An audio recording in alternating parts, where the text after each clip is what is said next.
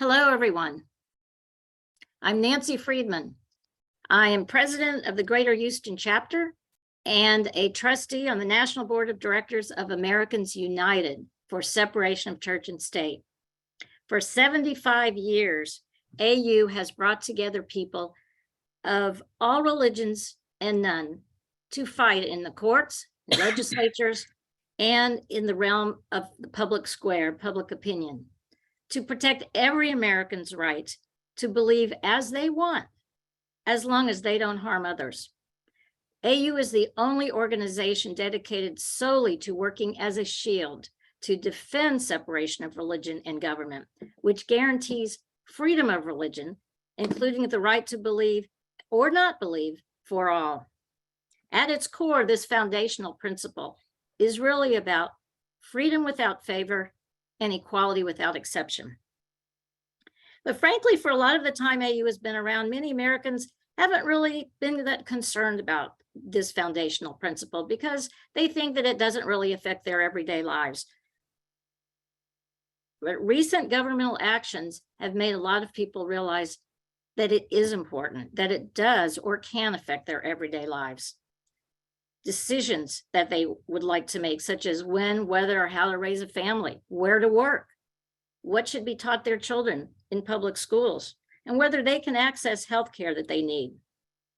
And then on a broader scale, we've been learning a lot lately, especially since last January 6th, about the connection between opponents of church-state separation and anti-democratic attitudes.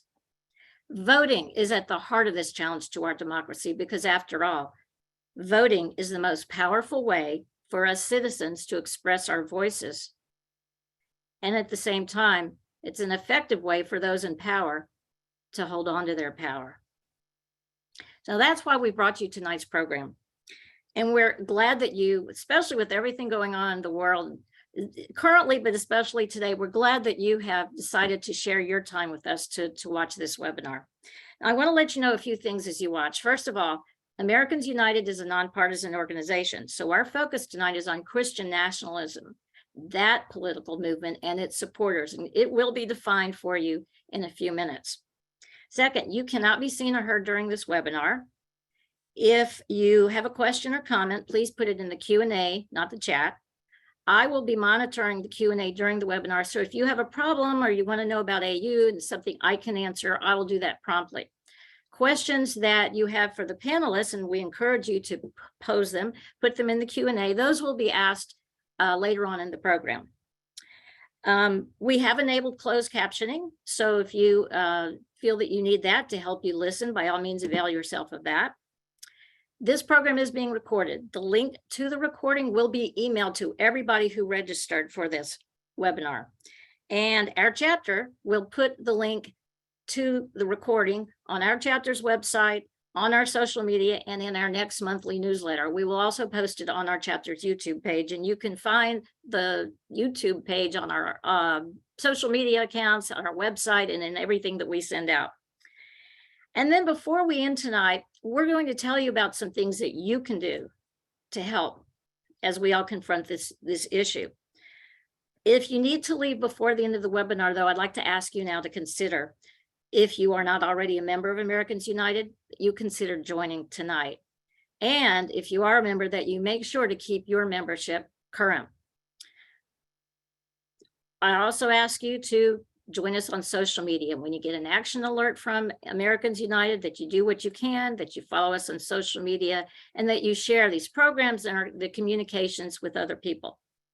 But first, I want to talk just briefly about membership and let you know how to do it. And we're going to put this on in the chat, and we're also going to put it on the slide. If you live in the Greater Houston area, or you just want to be associated with us, go to our organization, our chapter's website. You see it there on the screen, auhouston.org, very easy to remember. At the homepage on our website, you'll see two big red buttons at the top. One is to donate and one is to join. If you become a member through our website, that also automatically makes you a member of the national organization. You can join for as little as $35 a year or $5 a month if you'd prefer to do it that way. You can also get involved with us. There are ways to do that and sign up for our free email list so you see what's going on, what our chapter is doing. If you are not a member, or excuse me, if you're not in the greater Houston area, or if you want to renew, or if you're just not sure if your membership is current or not, then you should go to the national website. That's au.org, should be on the left side of your screen. And from there, you'll also see a red button at the top of the homepage that says donate. There you can renew your membership, you can join. And if you don't know whether you're current or not, you can also contact somebody at the national office and ask them. They'll respond to you and let you know whether it's time for you to renew. You can also check to see if there's a chapter or network group in your area that you could choose to associate with. If you haven't joined AU yet, there's never been a better or more important time to do it. Now let's get to the program. Our moderator tonight is Bruce Elfant. Although I have known Bruce since high school because he was born and raised here in Houston, he's gone on to bigger things. He was elected as the Travis County Tax Assessor, Collector, and Voter Registrar in 2012 after serving as a Travis County Constable for 20 years. His office has implemented many innovations to make it easier for Travis County citizens to pay their taxes and to register to vote. And offices in other counties, such as ours, Harris County, have adopted some of the programs and innovations that he implemented. You can see on his website awards he's gotten for his service through the years. But in 2012, his office received what I think is probably the highest achievement that any voter registrar can receive. And that is that in 2020, 97% of eligible voters in Travis County were registered to vote. Now, at that time, that was the highest number, the highest percentage of any county in Texas, but I imagine it is also one of the highest in the country, if not the highest. That is quite a notable achievement that he has a right to be proud of. So Bruce is passionate about civic participation in, or citizens' participation in civic engagement. So he's worked hard to help citizens register and vote. But since he became Travis County's voter registrar, the state of Texas has adopted several laws that make it harder for Texans to register and to vote. Since what happens in Texas, unfortunately, sometimes spreads to other states, and since some of you from other parts of the country are dealing with your own voter laws, we've asked Bruce to start tonight's program by describing how some of these new laws have affected registration or voting. Bruce, I'll turn it over to you. Thank you, Nancy. I appreciate that. In advance, I will apologize for Texas policies spreading to other parts of the country. We're disappointed and embarrassed by it. As Nancy said, I've been Travis County's voter registrar for a decade now. And during that time, Texas has become among the hardest states in which to register and vote. Texas doesn't have automatic same day or online voter registration, and voting by mail here is heavily restricted.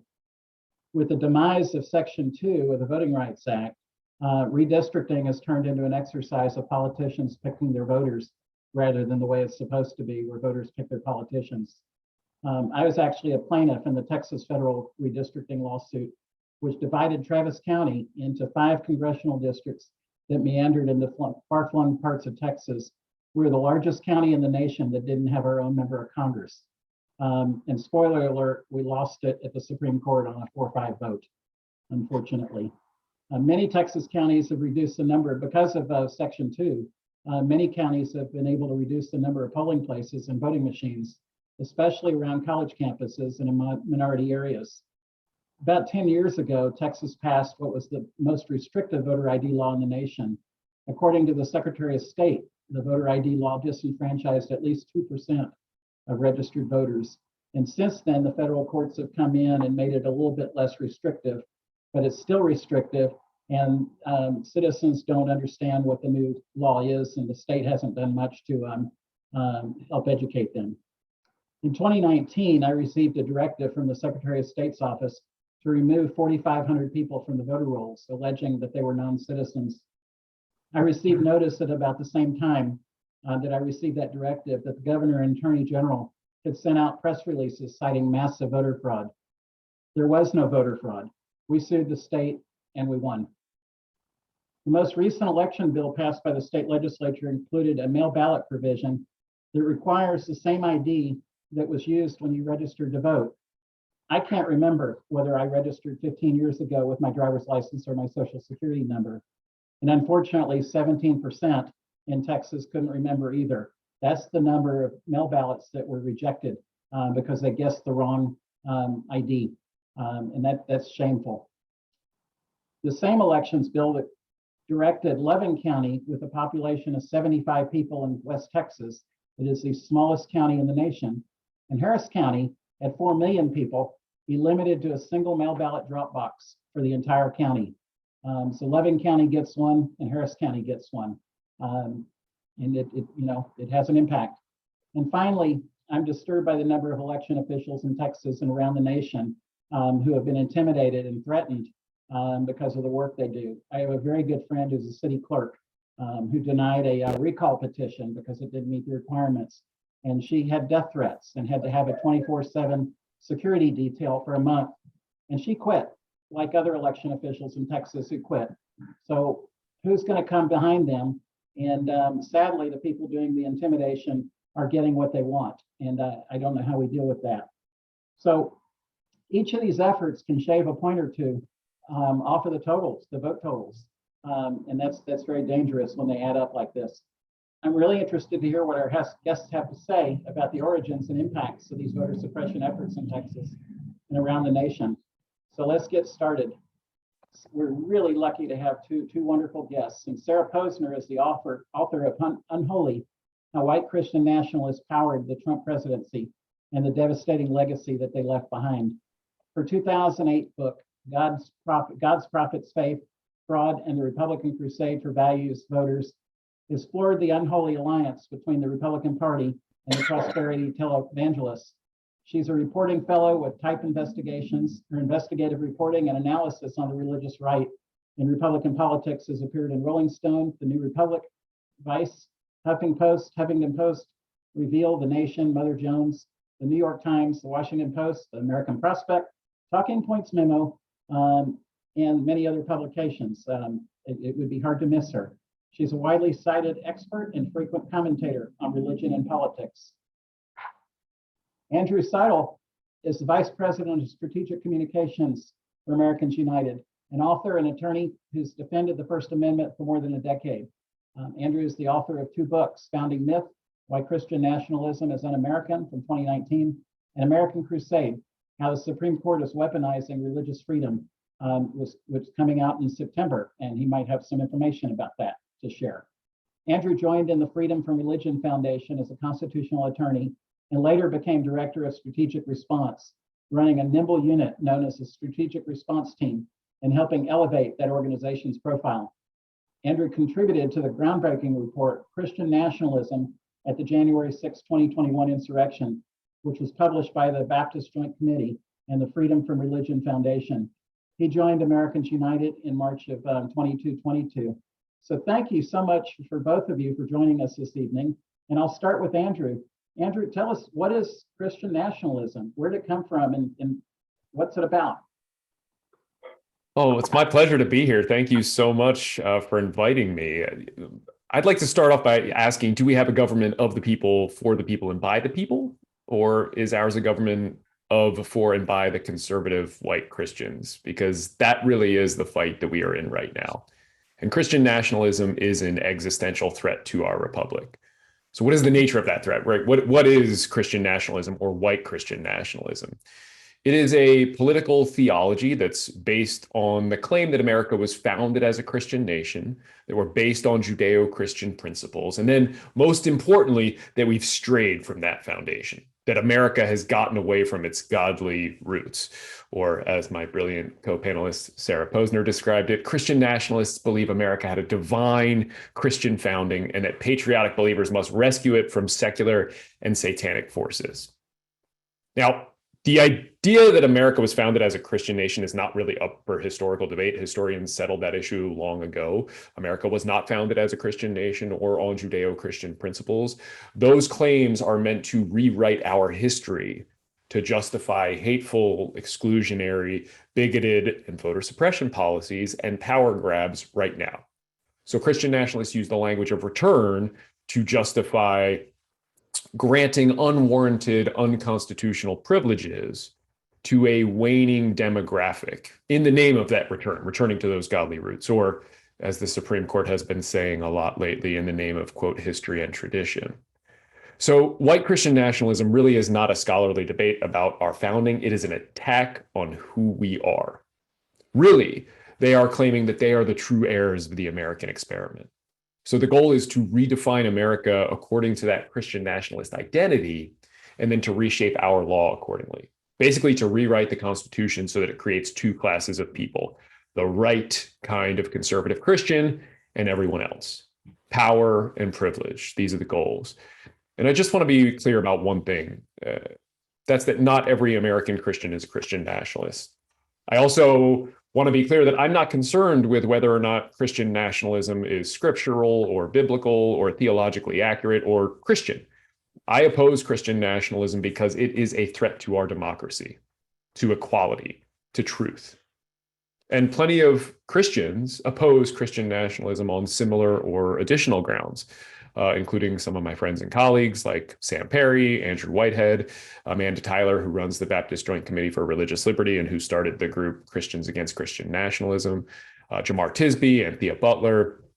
And Bruce mentioned this, but together with Catherine Stewart, we published this report entitled Christian Nationalism at the January 6th Insurrection. And it documented the role that Christian nationalism played in the attempt to overthrow our democracy. I was really proud to contribute to and spearhead that effort with Amanda Tyler.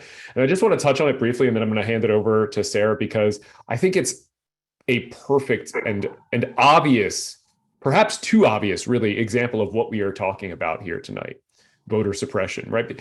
Christian nationalism created the permission structure that gave the insurrectionists trying to overturn an election the moral and mental license that they needed to attack our government, to attempt to overturn a free and fair election. And the evidence really is, it's overwhelming, it's indisputable, it's clear. They told us in their own words, loudly and repeatedly, what they believed and why it justified the attack. They told us about their Christian nationalism. And I really think we ought to listen to them, because if we don't, we are inviting future attacks, because again, Christian nationalism is an existential threat to the American Republic. And I will pause right there and I'll step down off my soapbox, and I will turn it over to Bruce for a question for Sarah. Great, thank you. Sarah, we would like for you to help connect the dots between Christian nationalism and voter suppression.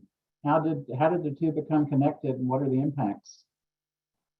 So thank you both for your introductory remarks, and thank you, Bruce, for your service. So Andrew is absolutely right that the January 6th insurrection was a crucial inflection point, not only for a display of Christian nationalism tied together with an attempt to overthrow a free and fair election, but also for our understanding of it. And to get there, I'm going to back up a little bit historically and talk about what the Christian right and Christian nationalists have attempted to do through electoral politics for the last 40 years or so, and how and why they made this pivot in 2020 and 2021 and continuing in 2022. So when the modern religious right was founded in the late 1970s, early 1980s, and they mobilized to help elect Ronald Reagan, and in every presidential election after that, their mobilizing and their organizing was based on the idea that the country has this kind of silent or hidden majority of conservative Christians who just hadn't voted enough. They had sat out elections and not participated in the public square. And so all the mobilizing effort of the religious right went to registering conservative Christian voters, whether in churches or through voter registration drives at churches or other events, but in general, getting them registered to vote and getting them to the polls on election day. And that had been basically the model that they used in every election. And so they did that. They recruited candidates, conservative Christian candidates, to run for office.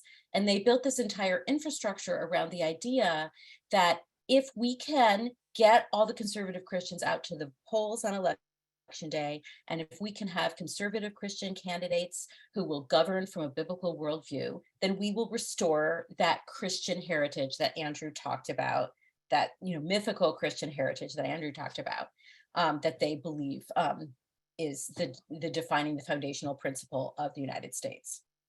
But something happened, obviously, over the course of the 2000s, whereas they had successfully helped to elect George W. Bush twice, then there were 2 terms of a Barack Obama presidency. And it started to become clear that perhaps all this mobilizing wasn't really working to win at least presidential elections. It was still working for them to win congressional elections, Senate elections, particularly in red states and in gerrymandered House districts, and of course at the state House level. And so, but it became increasingly obvious that they were having a problem in presidential elections, that along comes Trump, and they all mobilize behind him and create this mythology, this kind of second Christian nationalist mythology around Trump, that God's hand was on Trump. He may not be a Christian himself, but he was an unlikely leader chosen by God to lead America at this critical juncture in its history. And to them, the critical juncture in its history is that America is under attack by anti-Christian forces, such as, people who believe in church-state separation, or people who are for LGBTQ rights or reproductive rights. And so through a combination of the entire political apparatus of the religious right getting behind Trump, and the base believing that he was an anointed leader, almost messianic figure, what you had at the time of the 2020 election was a deep belief and embrace of his stolen election lie from before the election, when he started to lay the groundwork for it, through the actual election itself and through January 6th and onward. And so what we saw in 2021, for I think the first time, was an organized effort by religious right organizations to support voter suppression bills in state legislatures. Now, in the past, these organizations, these statewide organizations, say that are affiliated with Family Research Council or Focus on the Family, both these organizations have state political apparatuses that have staff and volunteer or citizen lobbyists, and they mobilize Christian nationalist voters to lobby the state house. And what we saw in 2021 was that they were doing this with regard to these voter suppression laws. In the past, they had focused on issues like religious freedom, abortion, LGBTQ rights, school vouchers, things that were definitely in their policy, directly in their policy wheelhouse.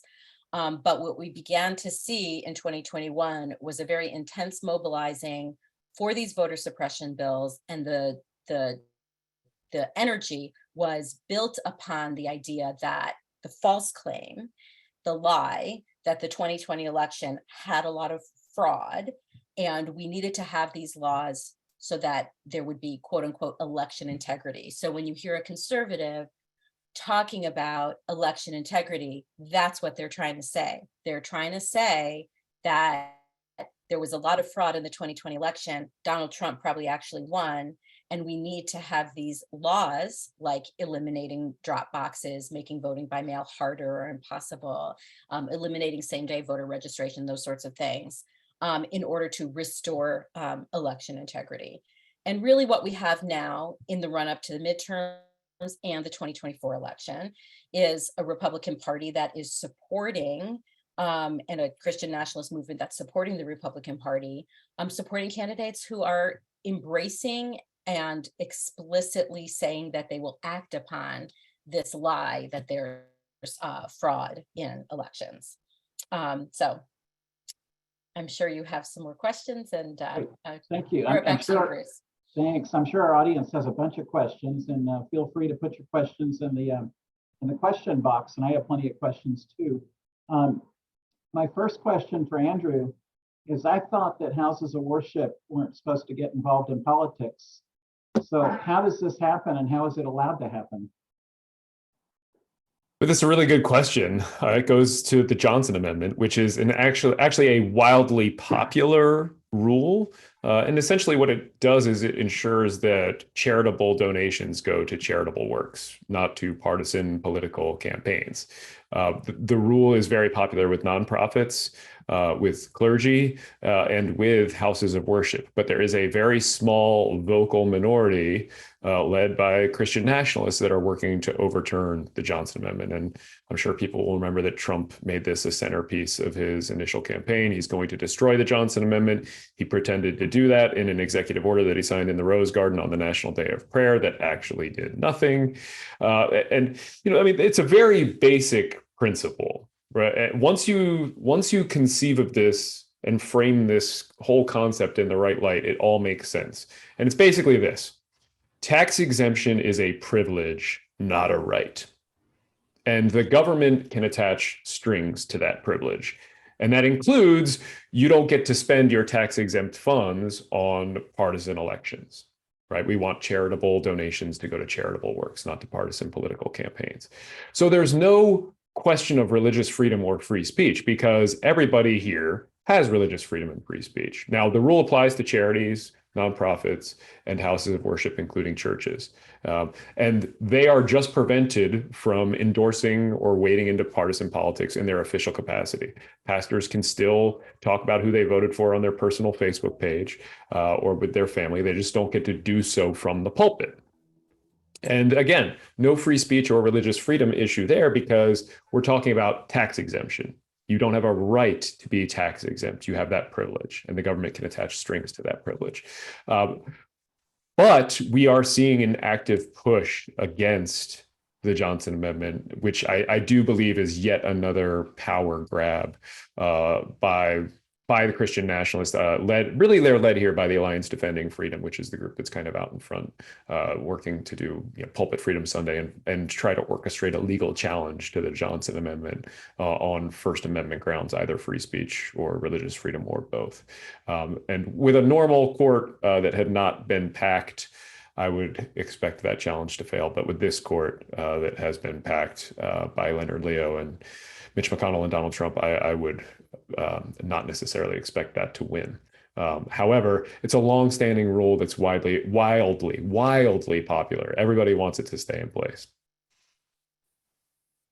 Can I add something there? Oh, sure. Please do, Sarah. So one of the arguments that the Christian right makes, and I think Alliance Defending Freedom has been at the forefront of that, is that the Johnson Amendment silences religious voices or silences pastors.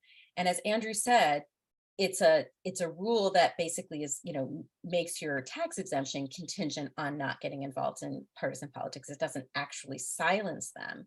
And the other thing is, they are free to talk about political issues, right? So they're free to say, I think abortion is murder, or they're free to say, I believe the separation of church and state is a myth, because that's not engaging in, electioneering on behalf of a candidate. So the idea that it silences them or imposes some kind of free speech restriction on them is not true.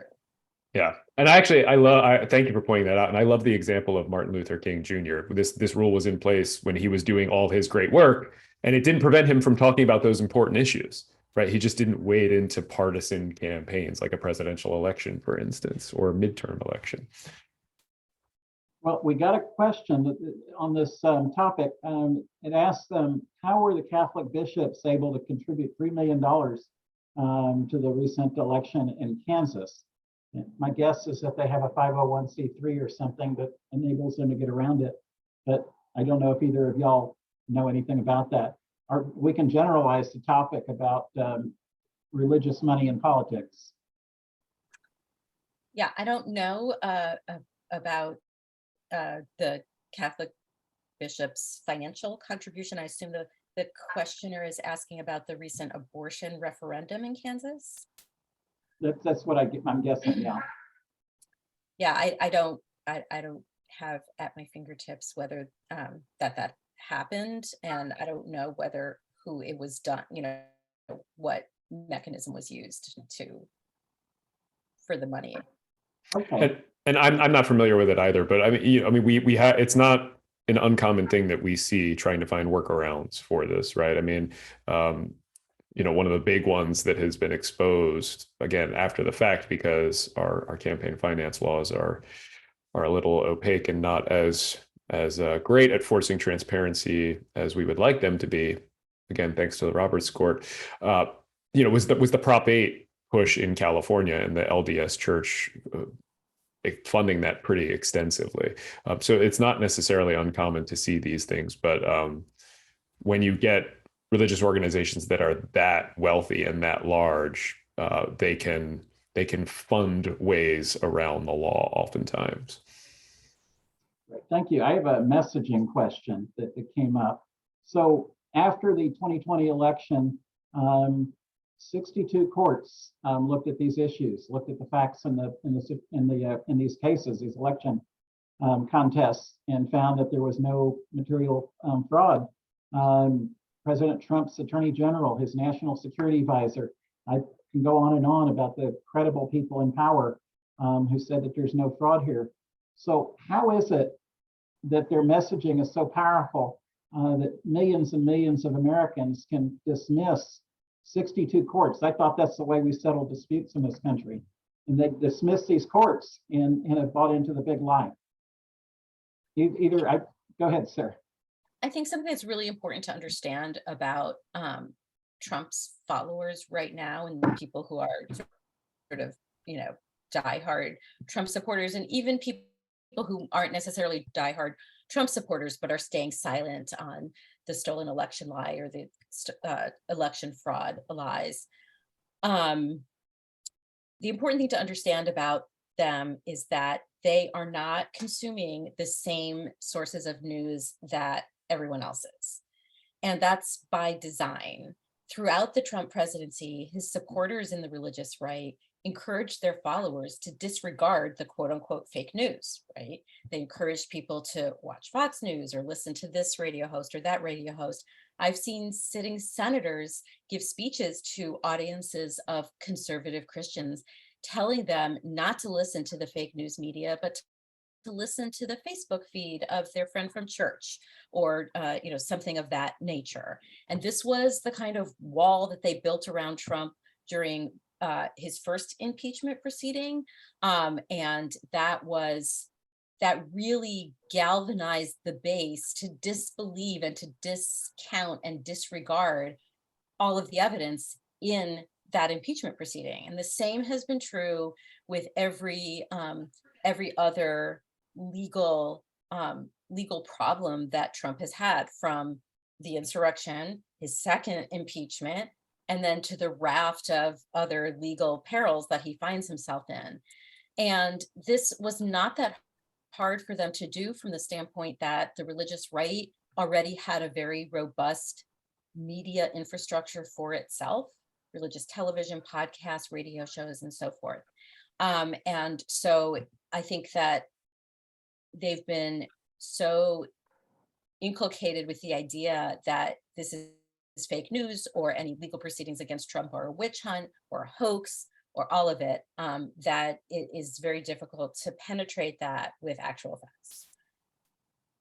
I agree with all of that. And I mean, one thing I think I'd like to add is that, the politicians who are most interested in, well, first of all of those are everything Sarah just talked about are markers of, a move towards authoritarianism, which we should all be seriously worried about. And the politicians who are most interested in pushing the big lie and undermining our democratic institutions and in furthering that push towards authoritarianism, I think they share one thing in common, and that's Christian nationalism, right? Because at its core, Christian nationalism is an ideology that seeks to concentrate political power and legal privilege in a select group of the chosen: conservative, white, Christian, cishet men.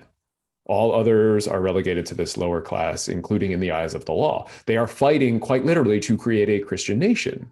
And one of the central roadblocks on that road to victory for them is the wall of separation between church and state. That's why they're constantly attacking it. I mean, really, The goal is to ensure that anyone who is not among them, the chosen, cannot fully participate in public life. And Andrew Whitehead, who's one of the leading experts studying Christian nationalism from a sociological standpoint, had an article. I don't remember exactly where it was published. Believe he did a more layperson write-up in Time, looking at Christian nationalism and anti-democratic attitudes. And the conclusion was, to use his words, stunning. Right. So those who embrace Christian nationalism are more likely to believe not just in the big lie, but that it's too easy to vote in America. They're more likely to support policies that would prevent people from voting unless they pass a basic civics test, to support policies that would disenfranchise criminal offenders for the rest of their lives. They believe that voter fraud is rampant. They deny that voter suppression is a problem, and they support the Electoral College. They're also less likely to support addressing gerrymandering to ensure fair congressional elections. So, all of those elements, including the big lie, are tied up in this identity, this Christian nationalism. We had a gerrymandering question, but I don't know how y'all can easily answer it. Obviously, Texas is kind of the ground zero of gerrymandering. Are there any comments either of y'all have about the impacts of gerrymandering or what can be done?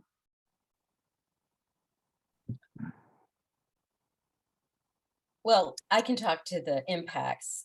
Maybe Andrew has thoughts on what to be done. I hope so. But I think the impacts that you see, particularly in Congress, and I think this is probably also true in state legislatures, but I haven't, looked at as closely at that.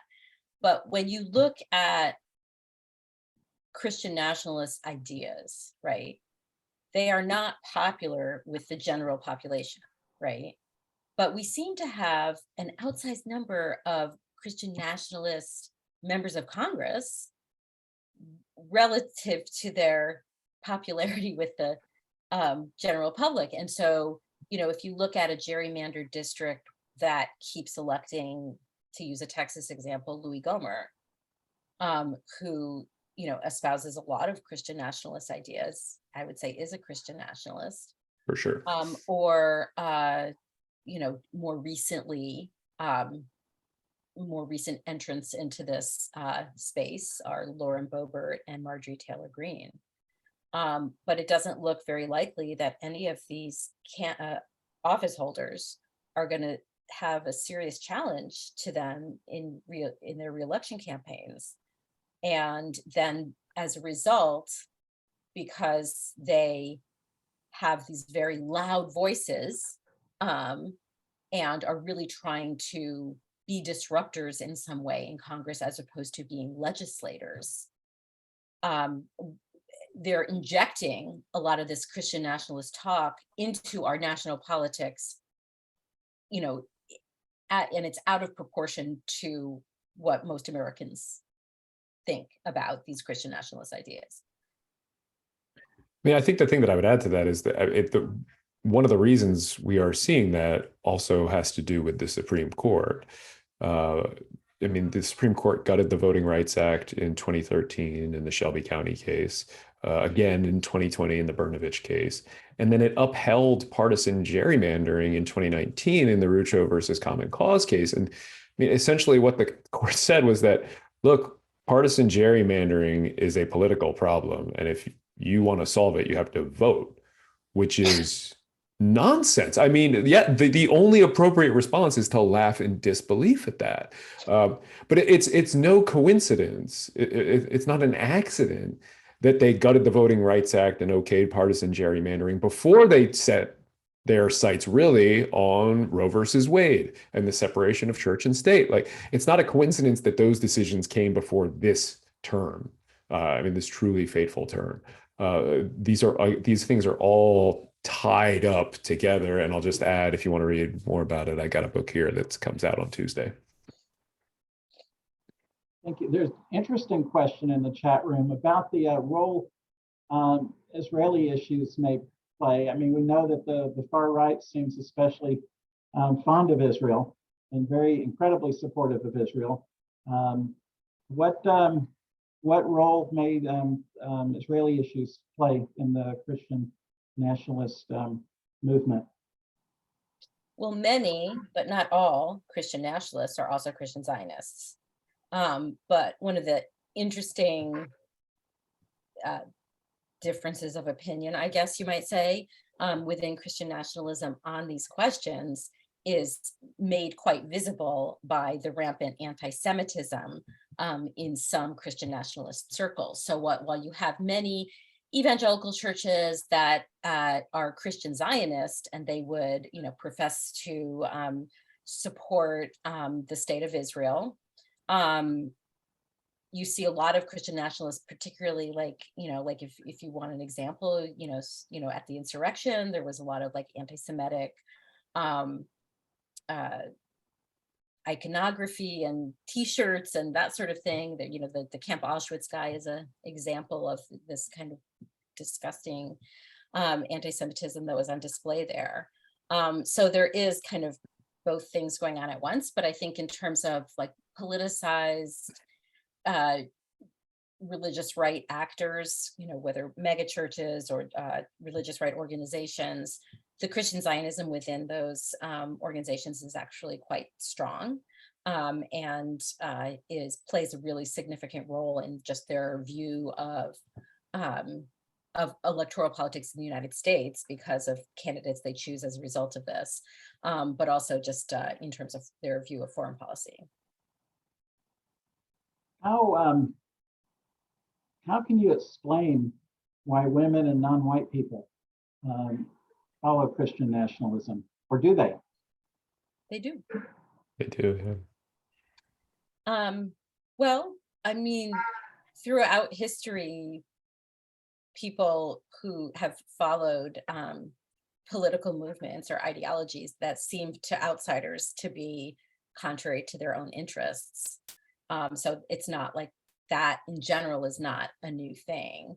And in fact, I would say that a lot of women were mobilized into the religious right from the beginning, from the 1970s onward, because of appeals to their belief in this Christian nation, where at the time a lot of the appeals were, women are trying to be men, the Equal Rights Amendment is trying to make women into men, and those kinds of arguments are make women like men and no distinction between the sexes, and women have, should be valued for being housewives, and, like, not that they shouldn't, I'm just saying that was the core of how they mobilized women into the religious right. And that continues today with, the view of, very patriarchal theological views of women. There are just a lot of women who believe in that theology and those kinds of ideas about God's intentions or what the Bible says and so on. And as far as non-white people believing in Christian nationalism, it's pretty common to see non-white people in white evangelical churches. And the reasons I think for people to get involved with and follow what's essentially like a white movement are obviously varied and personal. But my friend Anthea Butler, who I think Andrew mentioned earlier this evening, she wrote an excellent book called White Evangelical Racism. And something that she talks about there is that non-white people are drawn into these kinds of movements by what she calls the promise of whiteness, that, perhaps you would, like to fit in more. I'm glad you mentioned Anthea, because I was going to suggest that same thing. I also was just rapt listening to you and kind of forgot that I was also supposed to be contributing to this conversation. Sarah, you're so brilliant. So the only thing I think that I would add to that is that I think white Christian nationalism is waking up also to the problem it has with racism and the whiteness, and they are the leaders. It is very much a top-down movement, and the leaders, I think, are actively trying to at least address the issue from at least a public relations sort of standpoint, and they are trying to actively reach out to, for instance, Latinx Catholics and Latinx evangelicals. They are trying to essentially neuter that criticism. So it's one thing to watch out. Catherine Stewart's been doing some reporting on this lately as well, but I'll just second Sarah's recommendation of Anthea Butler's book as well. It's fantastic. So, you know, it's interesting because I feel like the religious right goes through these phases where they try to make themselves seem more like a big tent in terms of like ethnic diversity and so on. In the mid 2000s, I guess maybe a little later 2000s, I think it was after Obama was elected the first time, there was a big push in the religious right to talk about how much they, you know, welcomed Black and Latino voters into their tent, and there were a lot of conferences and so on and so forth. And so they do periodically make these kinds of efforts. And when I was researching Unholy, I came across efforts that they had made in this regard back in the 80s. And Paul Weyrich, who I think was, his quote was in the screen at the beginning of this. He was one of a leading architect of what in the 1970s was called the New Right, and of course also of the religious right. And he said, people have got to understand this is basically a white movement. Yeah. I want to get one of my questions, and we have a lot of good questions, but I want to sneak one of mine in. I read an article over the weekend about a case in Montana where the court ruled against the state on transgender issues. And the state said they were going to ignore it. They didn't say they were going to appeal it or try to get it stayed. They said they were going to ignore it. You know, the good news is that in 2020, the courts held and kept us from really having a constitutional disaster.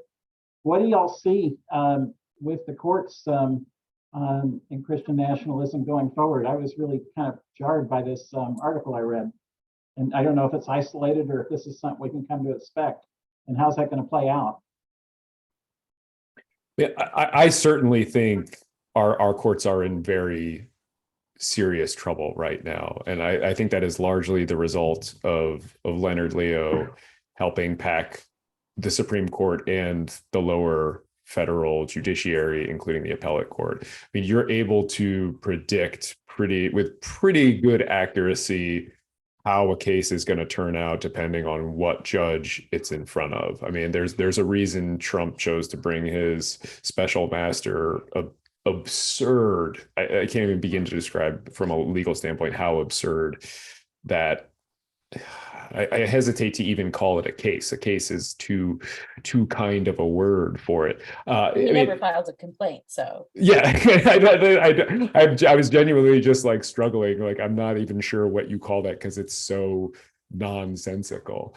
So I mean, I think we are running into a real problem. I think we're going to see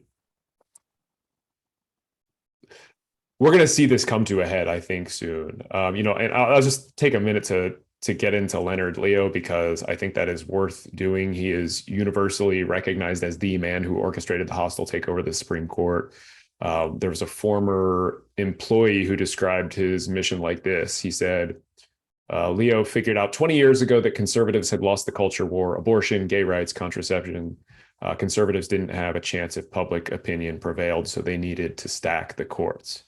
Right. And that's an admission of what we have been talking about all through the night. Right. That's an admission that they're trying to subvert the democratic will of the majority. Just instead of using voter suppression, they're going to stack the courts to do it.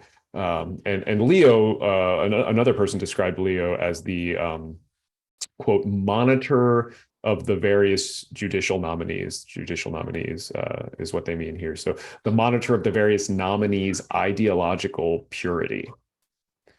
And so that was Leo's job at the Federalist Society, was to find these judges and then monitor their ideological purity. And John Roberts was a member of the Federalist Society. Clarence Thomas was a member of the Federalist Society, though he was on the court before Leo really kind of began to hold this powerful spot. I mean, all told, Leo is really responsible for the confirmation of Roberts, Alito, Gorsuch, Kavanaugh, and Barrett.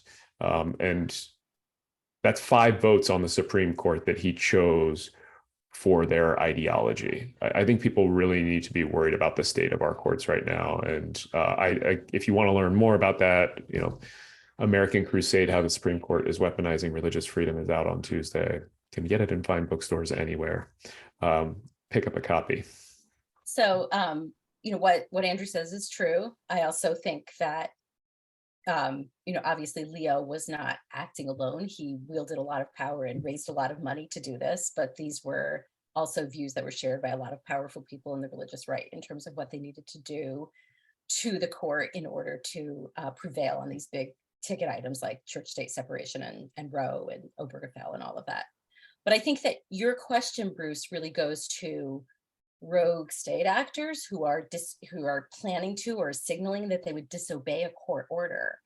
And I think that is also, I think what Andrew says is absolutely right. But I think it's also that this is sort of a dangerous path to go down, where state officials say, well, we just got this court order from our state Supreme Court, but we're going to disregard it because we disagree with it.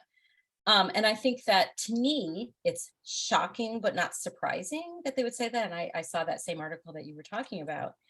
And I think that the idea within Christian right circles that it's okay to disregard a court order is actually more common than you might think.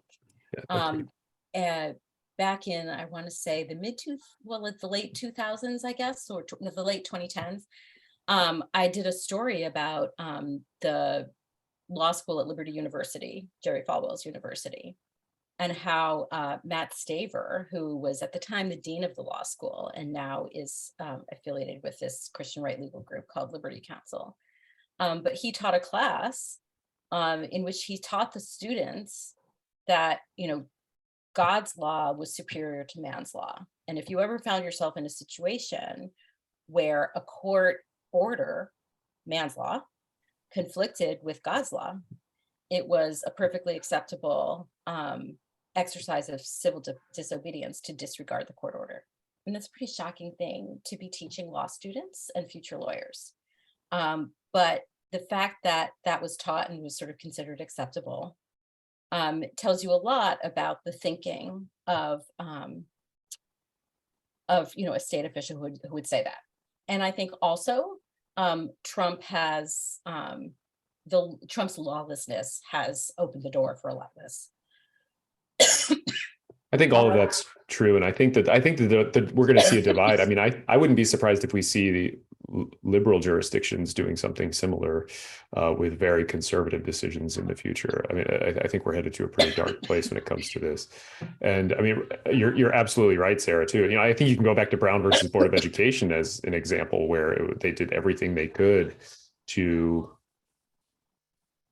ignore, subvert, destroy that Supreme Court opinion, anything they could to get away with it. I mean, that, you can trace the school vouchers movement to that, this is not the first time we've seen that. You're absolutely right, Sarah. And hopefully, I have a voucher question, but I want to ask a little bit more about the courts. I don't want to depress people more than we already are. But what cases do you see coming up before the Supreme Court that we should be aware of or concerned about? I'd like to say hopeful about, but more concerned about. I mean, there's a couple that I'm watching. One is called the 303 Creative out of versus Elenis. It's out of Colorado. It is essentially a repeat of the Masterpiece Cake Shop case, the gay wedding cake case that the court decided a couple of years back. The court only accepted the free speech question. So basically, this is a website designer that is claiming they don't have to follow civil rights statutes that would require them to serve anybody without discriminating on the basis of race or gender or sexual orientation. They don't want this person who owns this business, and it's a business, it's an LLC, it's a limited liability corporation, doesn't want to build a website for a gay couple, even though they have not been asked. There's actually no case here. This is just an invented, fake, hypothetical case that Alliance Defending Freedom, which is also the group that represented Masterpiece Cake Shop case, it has brought to the Supreme Court. So that's one of the big ones that I'm watching. The court accepted the free speech issue only, but I wouldn't be surprised to see religious freedom invoked by some of the justices, even though they only accepted free speech, especially I'm thinking Justice Alito and Alito, Clarence yeah. Thomas. Yeah. Alito's really he's on his own crusade. But you know, it's interesting. I don't know if you would go there in the 303 case, but Gorsuch is a big enthusiast of these religious freedom arguments. Absolutely. Absolutely. I mean, I think there are, I mean, Masterpiece Cake Shop, Kennedy, for those of you who don't remember, Kennedy wrote the decision, and the court has changed significantly since then. Kennedy was replaced by Kavanaugh. Ruth Bader Ginsburg was replaced by Amy Coney Barrett. And that flips that case, which was already decided in favor of the bakery anyway. The other case is that I'm worried about, that particularly for tonight, is the case that could rubber stamp the independent state legislature theory / doctrine / idea that's complete and total garbage and that has been on the fringe for a long time, but is all of a sudden in the mainstream of conservative legal thought, because that's how fringy our Supreme Court is right now. And essentially, this would say that state legislatures, I'm not going to get into it because it really is garbage. State legislatures can ignore the Constitution and essentially do what they want when it comes to elections, is the short Cliff Notes version of that case. So the Arizona legislature can decide that in 2024, the Republican actually won the election without any evidence, and they can vote that way. And there's no follow-up, no due process, no checks and balances. Is that correct? That is what they are aiming for in that case. It is January 6th, the January 6th insurrection in the form of a legal case. Wow, I'm not looking forward to that one. I want to go back to the vouchers question. Basically, all the public schools, private schools, vouchers. How does Christian nationalism feel about these issues? Are they kind of in the forefront, or are they fringe to them, or how do these issues fit in? Please, Sarah, you go first. No, you go first. I think they're integral. They're tied up. They really are one and the same. In a lot of respects, the birth of vouchers and the birth of the religious right and school choice they're all kind of rolled into one and can be traced right back to Brown versus Board of Education. So, and again, I get into the history in my book. Sarah knows the history probably better than I do, actually, certainly better than I do. Pick up her books if you want to learn more on it too. The short version is this. In 1954, the Supreme Court ordered public schools to be desegregated, quote, with all deliberate speed, which is sort of the infamous part of Brown versus Board. We revere Brown versus Board of Education as this unanimous decision in which the Supreme Court finally did the right thing after decades of upholding a gross moral wrong, but the court really wasn't in a hurry. And as I mentioned earlier, the decision faced a ton of opposition and blowback, and school vouchers and school choice traced directly back to that opposition. We saw segregation academies form where public schools were literally pillaged to fund a parallel private school system that would allow segregation to continue. And often these actually sprung up in churches. And so then in 1970, you have the IRS announcing that it's not going to allow tax exemptions for those private schools unless those private schools announced racially non-discriminatory policies, I believe was the phrase they used. So that taxation would theoretically kill this parallel education system and then help realize equality in education. And the move to tax segregation academies and to implement the Constitution, it forever altered the American political landscape. That looming threat created the New Alliance. And again, the story's been told by Sarah, by Anthea Butler in her book that we mentioned already. But you have Paul Weyrich, who is a Catholic guy who founded the Heritage Foundation with money from the Coors Brewing Empire, with Jerry Falwell, the founder of Liberty University, and others who deliberately try to unite segregationists and conservative politicians and white politicians and Southern politicians and conservative Christians and racists in this political mission, bringing together their mailing lists and their media streams and their access. So this was a new alliance that was formed in the fires of racism to maintain the separation of the races. And later, this same group would choose abortion as their wedge issue, not because of abortion's moral dimension, but for its power to motivate and unite followers under a religious banner that followers couldn't really question. So, the religious right, the moral majority, which was Weyrick's term that Falwell latched onto, were born. So, and then you can even tie it to the fight that we're seeing today, because the talk of taxing these segregation academies also brought on a lot of talk of religious freedom in these schools, and I think really kind of brought that issue to the forefront. And we're seeing the culmination of that crusade before the Supreme Court right now. Thank you. I've been kind of nudged to get us back to voting and voter suppression. I think this is fascinating, and I just happened to look over at the chat, and it's like you're getting us too far off field. So I have a question here about what would your advice be to typical Republican voters? What can Republican voters do who aren't Christian nationalists to fight back? And maybe that's a question that's even more broadly. At some point, I wanted to ask you, what can we all do? But the question here is, what can Republican voters do? I'm going to have to let Sarah answer that, because in this instance, I believe I'm probably bound by the Johnson Amendment. So. Oh, okay. And Sarah's a journalist, so she has to be careful. Well, I get these kinds of questions a lot, like what should this category of people do about these threats to our democracy, basically.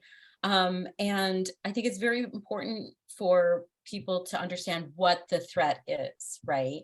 So when we look at, well, how are people who are running for office, they're running for Secretary of State, Attorney General, in the states, governor, that sort of thing. And they're basically broadcasting that they would overturn the election results that they didn't like. This is something that Mark Fincham, who's running for Secretary of State in Arizona, has basically said out loud. It's something that Doug Mastriano, who's running for governor of Pennsylvania, has said out loud. And I think that this is actually not even really a partisan issue, although obviously it's Republican Party candidates who are making these assertions. But I think it's really important for every American to understand the nature of the threat to our democracy. And so even if you would like to see the Republicans win because you're against abortion, or you don't like government regulation or whatnot, it's important for you to understand that, if this is not the way a democracy works. A democracy, one person can't decide that the will of the voters isn't okay because that one person decided that they didn't like the outcome. And I don't know how to, I get the question I get a lot is, how do you get through to somebody who believes a conspiracy theory like the stolen election lie? Because if they believe a conspiracy theory, how do you, sort of penetrate the bubble that they've created around themselves? But obviously, we have to keep trying, because we can't live in continue to live in a democratic society where, 30 or 40% of the population believes this stuff. So I guess that's my answer, is to try to appeal to people's sense of is this the way you really want things to work? Is this the way things really should work? I'm going to give a response to what can we do with a story. I've read a really interesting article in the New York Times not long ago about a municipality in New Hampshire, and the far right won all the school board elections, and they took over the school board, and they cut the budget by 50%, which was just devastating to the school district. And the community members were asking, how could this happen? And the way it happened was the voter turnout was incredibly low. I mean, we pay more attention at the presidential and gubernatorial level, but these school board races and these community college races, and of course these judicial races, are so important. And one of the, it's a right of citizenship to vote, but it's really a responsibility of citizenship to pay attention to these races up and down the ballot. Voter suppression's bad, and I hate it, and people are not able to vote because of it. But in this country, far more people don't vote just because they don't vote, not because they've been suppressed. And the United States is 100th in the world in voter turnout among democracies. And sadly, I have to say, Texas is about 47th in the nation when it comes to turnout. So we can do a lot more if more people would pay attention to what's going on in their community and country and participate in these elections. The idea that in a presidential election, 60%, 65% is something to celebrate is absurd. That's not how democracy is supposed to work. So I will let you two pile on about the importance of fighting voter suppression and voting. Well, I can definitely add to that and add to some general solutions. And one thing I would encourage everybody to do is, and I think this is kind of wrapped up in our voting issue, is to temper your expectations and to urge everybody else to temper your expectations as well. There is no silver bullet to the problems that we face. There is no quick fix, right? We are in for a long fight. And Bruce, you are doing, by all accounts, amazing work. But I think voting is a small part of that fight, and it's not enough when we're fighting authoritarianism. Like voting is a duty, as you put it, but I think it's also literally the least we can do, especially in these dark times. I really love the way Stacey Abrams talks about it. She says something like this. I'm not going to get it right. That voting isn't magic. Right. You can't undo things with the wave of a magic wand in a ballot booth. That voting is medicine. It's the way that we begin to create change, but it's just a start. It might give us a chance. And I think in a world of constant and immediate gratification, we treat voting like magic and expect when we fill out that Scantron or cast our ballot that we are somehow changing something, but we're giving ourselves a chance to make a change. So voting is literally the least you can do. So, I'd encourage everybody to do more. If you are listening to this, you are the kind of person who needs to be running for office. If the Christian nationalists in Congress are anything to judge by, you are overqualified. Donate, volunteer, help get out the vote. Go help Bruce. If you believe and value a more just and more generous and more democratic America, do more. Now is the time to fight for what we believe in. And, I think another solution that I really want to push and encourage everybody to adopt is we need a national recommitment to the separation of church and state. That is what we need. And Americans United is leading that charge. We have been fighting for 75 years, and we are ready to play the long game that will help us build power and reclaim our Constitution. We're working to build the next generation of activists and fighters and lawyers and judges. The other side that we've been talking about, they built $1 billion movement stretched over decades. And if we're not committed to that long game, we are letting the other side win. So the AU is actually training up the next generation of leaders and trying to build a stronger future. We're focusing on long-term development to counter the inroads that the conservative legal movement has made on the judiciary and in academia. Unfortunately, as you've probably gathered from this call, we are outgunned. Leonard Leo raised over $1 billion to push $1.6 billion in one donation recently for his new anti-democratic Christian nationalist organization. So Americans United needs your help to fight back. The best thing you can do is join up and donate a lot and often. We'd appreciate it. Maybe buy a copy of my book, Sarah's book. Well, there's a question here about what can we do about voter registration and where can I get a copy of your book? And so I think you said Amazon and your local bookstore starting next week.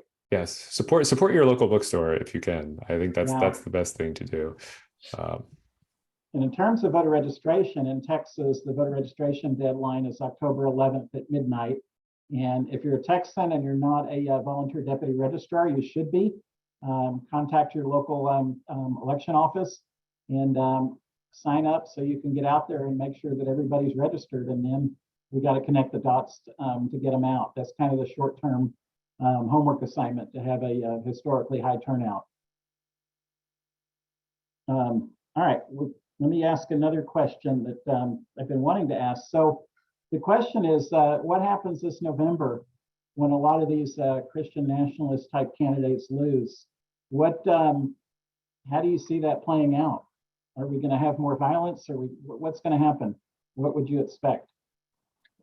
I would not discount the possibility of violence. I mean, I think that we're already seeing flares and violence. We've seen it before and after January 6th.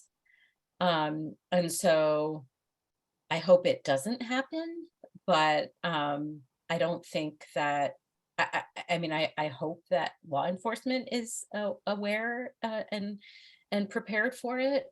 But I think that, we're seeing an unprecedented amount of threatened violence, both from just the far right in general, probably more than from Christian nationalists more specifically. And this is another feature of, rising authoritarianism and attacks on democracy. Andrew? Nope. You're muted. I think the only thing I might add to that is, and I looked at this a lot in our January 6th report that we mentioned earlier, the January 6th attackers believe that this is their country, given to them by their God, and that they are acting on his orders and defending his chosen one. And when reality, be it in the form of real raw data and votes or what have you, collides with a belief system like that, I think violence is almost inevitable.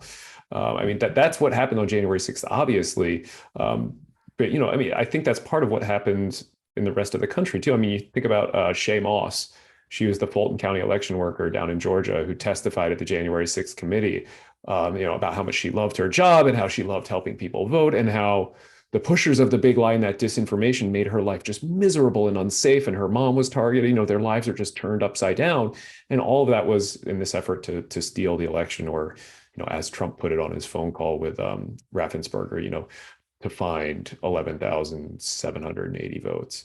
And again, this is about retaining power in spite of numbers, demographics, and the reality on the ground. That's what January 6th was about. So I am worried, and I think I think actually Sarah said it nicely. I would not discount the possibility at all, and I hope that law enforcement is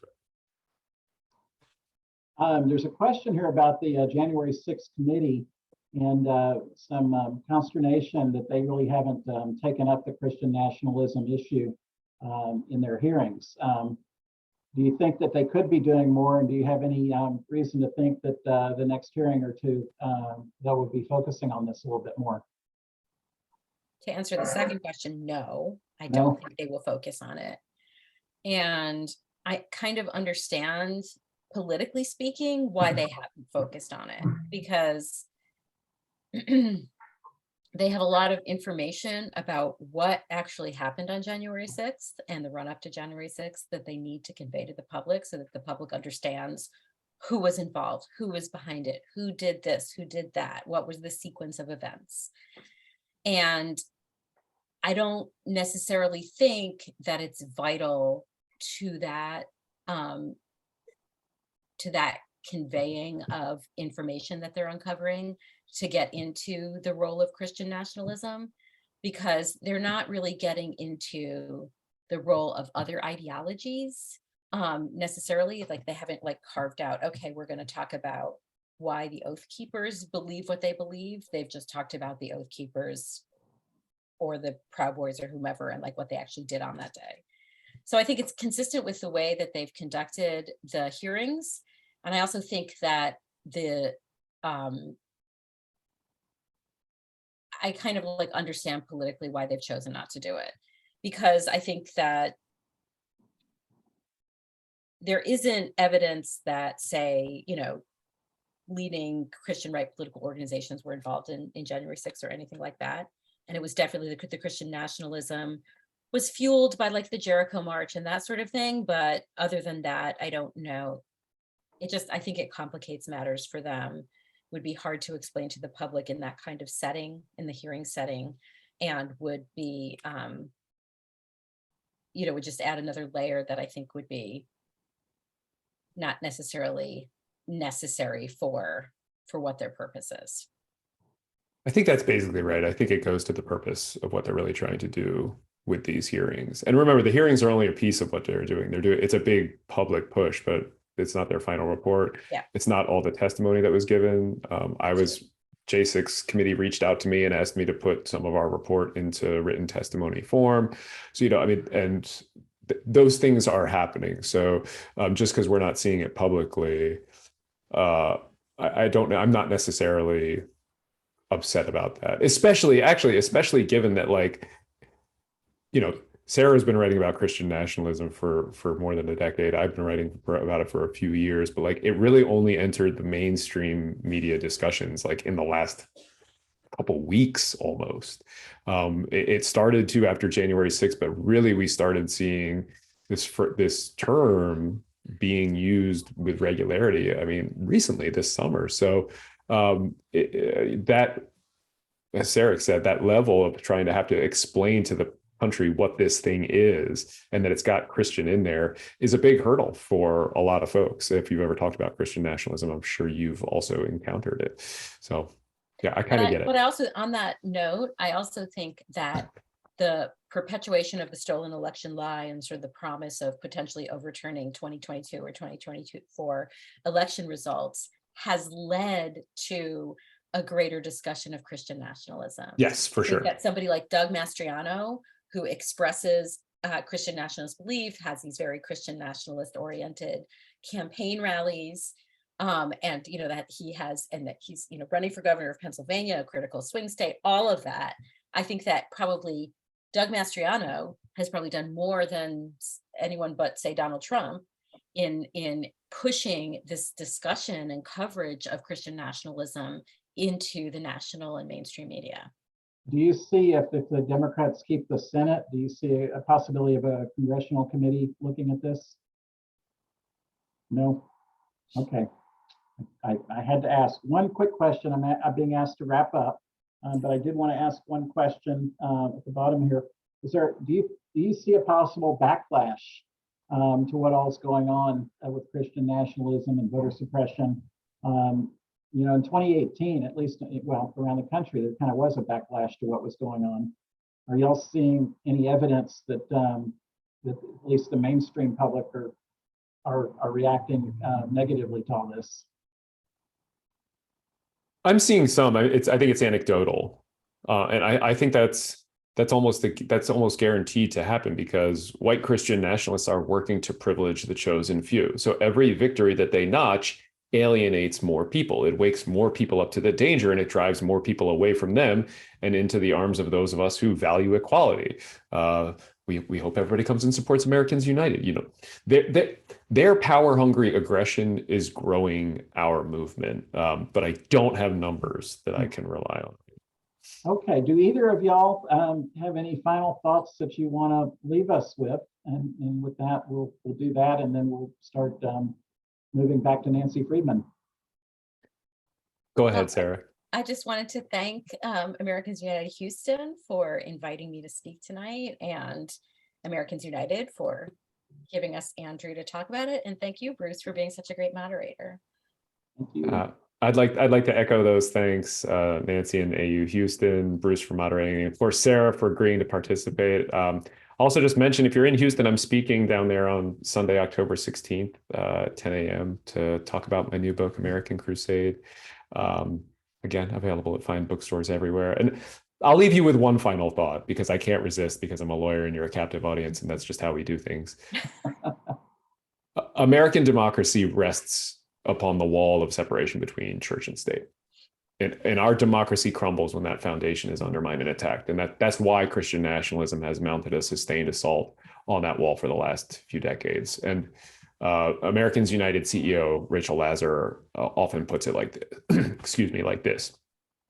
She says that the end point of Christian nationalism is the toppling of our democracy, nothing less than that. They're prepared to stop at nothing in their desperate grab for power. We must stop them. And I think we can only do that as Americans United.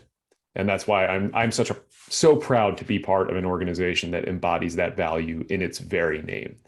Americans United for separation of church and state is on the front lines battling Christian nationalism in the courts, in the legislatures, and in the public square.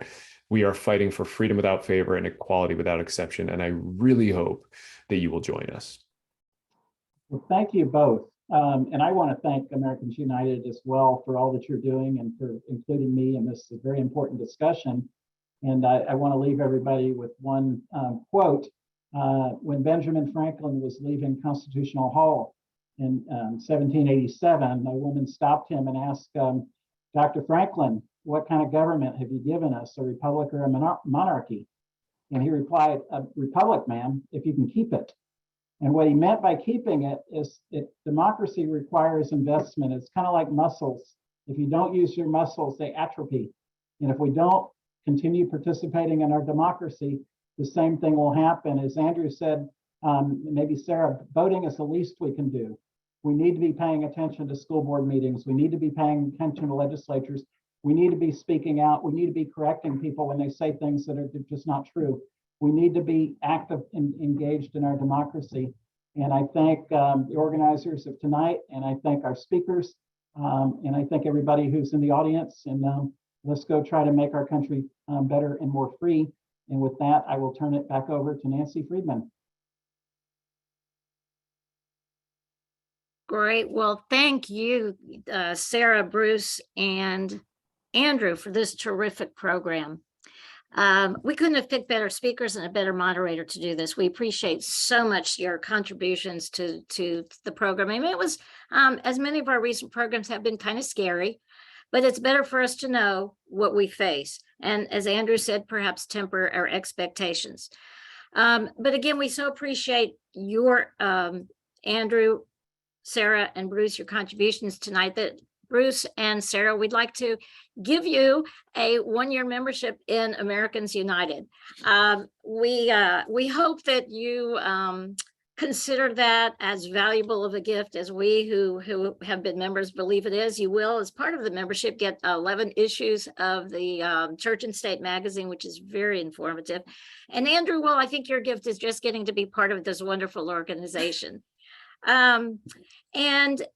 We heard some advice about what people can do. Bruce talked about, if you're in Texas, becoming a volunteer deputy voter registrar, which is one of the things that I do. You just have to take a basically 1-hour course. Harris County offers it online. We've heard Andrew say, temper your expectations, support AU. We've heard, unfortunately, we've heard perhaps expect violence. But there are some other important things that you can do to support separation of church and state. Yes, stay informed. Our chapter has a free email list that you can sign up for to find out about this kind of event and other things. We have a monthly newsletter. And as a matter of fact, when Andrew gives me information about where he'll be appearing in Houston, we'll put that in our newsletter and we'll put that on our social media. So anybody that wants to know, follow us and you'll find that out. And of course, the national organization also has a weekly wrap up and action alerts. They don't inundate you with material, but again, they're free resources that anybody can sign up for. They're very informative and their social media is great too. So I encourage you all to sign up for those. Others, what does others mean? Well, share what you've learned tonight with others. Share programs like this with others. Share our social media posts with others. You have shown by your being here tonight that you care.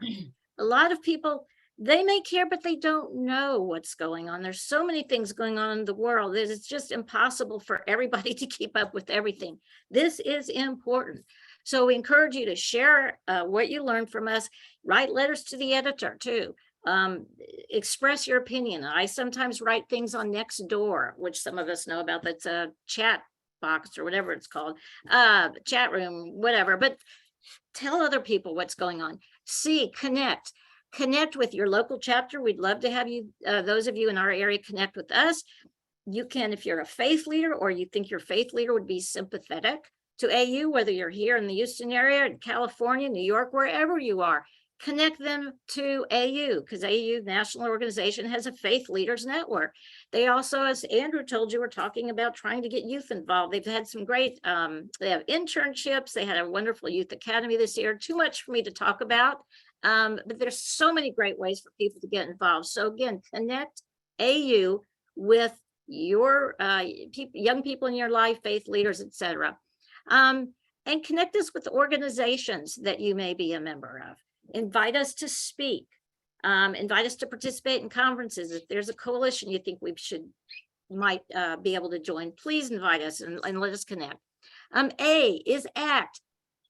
Contact your elected officials. If you see a violation of church-state separation, report it to AU and their lawyers will take a look at it and let you know whether or not they think it's something worth investigating and pursuing. And join AU's Action Network.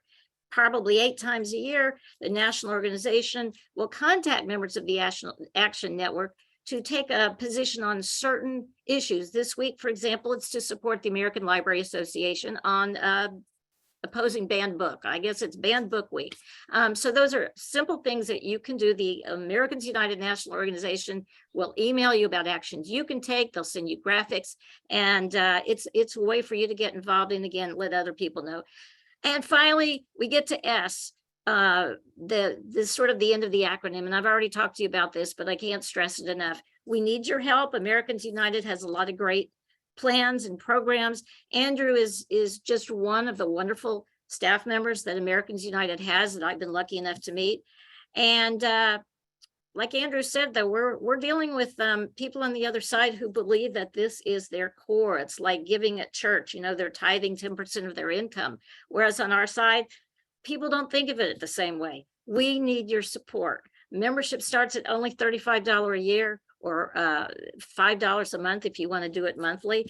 Again, you can go to our chapter if you're in the area, auhouston.org, or otherwise, if you're not in our area or if you want to renew your membership, go to au.org. And both websites not only have big red buttons on the home pages to allow you to give money, they also have information about how you can become more involved. So we have a month before the election, 2 months before, whatever it is, it's November, whatever. We do have time to send the recording to your friends, post it on your social media, let people know what's going on, because again, while we are nonpartisan, we can share issues. We can share what's going on with our democracy and the threats to it.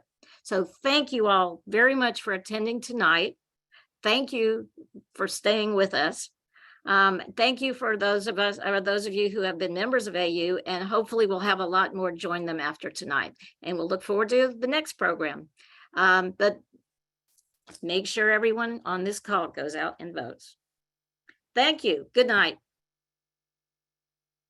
Thank you.